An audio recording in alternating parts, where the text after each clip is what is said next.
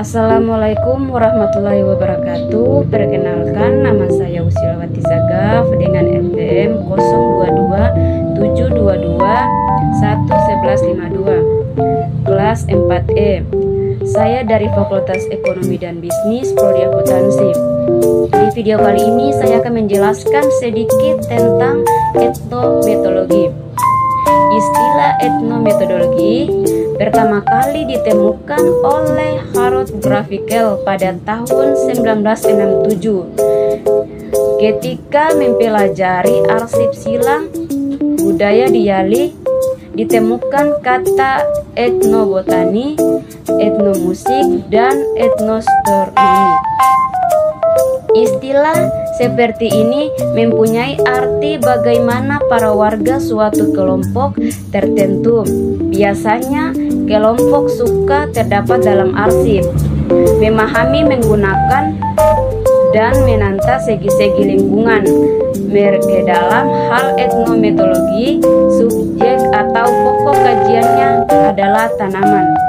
Etnometodologi merupakan kelompok metode dalam ranah penelitian kualitatif yang memusatkan kajiannya pada realita yang memiliki penafsiran praktis, termasuk dalam penelitian kualitatif, karena penelitian etnometodologi menghasilkan data yang bersifat dekstratif, yakni data yang berasal dari pengamatan terhadap suatu ucapan, tulisan, dan perilaku subjek yang diamati.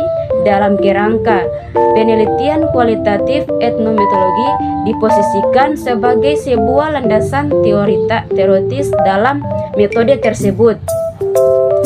Pengertian etnometodologi tidak mengancau pada suatu modal atau teknik mengumpul data ketika seorang sedang melakukan penelitian, tetapi lebih memberikan arah mengenai masalah apa yang akan diteliti. Grafikel mengemukakan 3 hal kunci dasar etnometodologi yang dikutip Basrowi dan Sudik, yaitu: 1.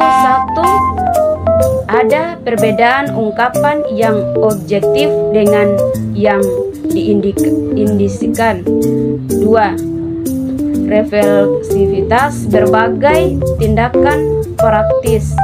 3.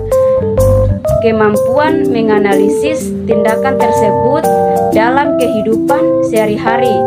Grafikel menegaskan bahwa pada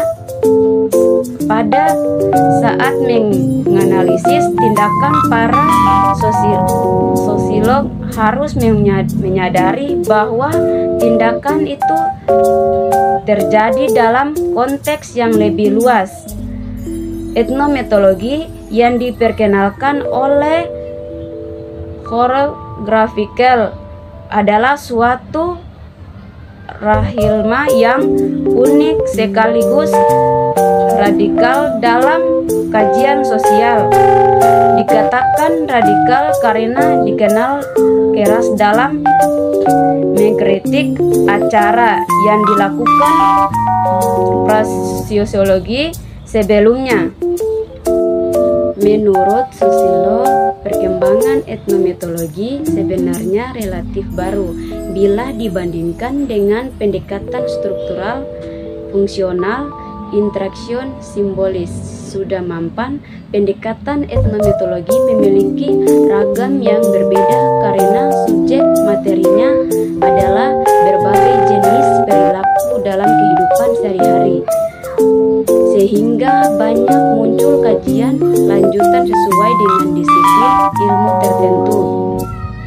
Jika etnografi fokus pada budaya kelompok masyarakat dan fenomenologi pada makna suatu tindakan atau peristiwa, maka etnometodologi lebih pada 2 konstruksi individu-individu di dalam memahami suatu akal sehat yang berlaku dan makna yang diterima secara bersama-sama. Beberapa ada yang mengira etnometodologi adalah suatu metodologi baru dari etnologi atau dengan etnografi. Tujuan etnometodologi. Etnometodologi bertujuan untuk memahami bagaimana individu membuat makna dari interaksi sosial mereka dan bagaimana mereka menggunakan aturan tertulis untuk menginterpretasikan situasi-situasi yang mereka hadapi. Dengan menggunakan metode ini, penelitian dapat menjelaskan bagaimana aturan-aturan yang tidak tertulis digunakan oleh individu dalam interaksi sosial. Mereka melakukan negosiasi dan mencapai kesepakatan dalam situasi-situasi kompleks melalui metode etnometodologi.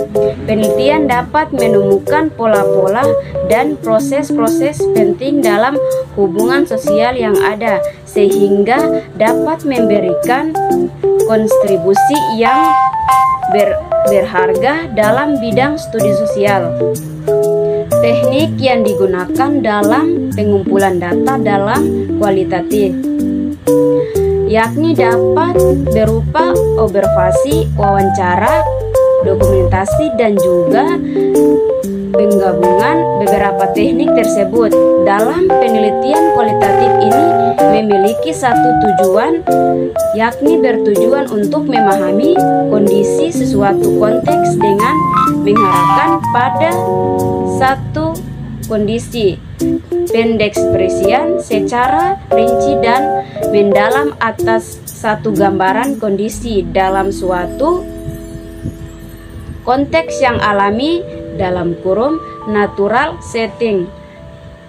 Tentang apa yang sesungguhnya terjadi, pengukuran data dilakukan secara kondisi yang alami, adanya sumber data primer dan teknik pengumpulan data yang lebih banyak dilakukan atas hasil observasi peserta dengan cara melakukan kuesioner pendoman wawancara, alat tukar proses foto, dan lain-lain. Dalam penelitian ini dilakukan pengukuran data menggunakan dua sumber data, yakni sumber primer yang diperoleh dari hasil wawancara yang mendalam, foto atas kegiatan setiap dokumen seperti alat rekam, catatan penelitian, dan video atas aktivitas penelitian,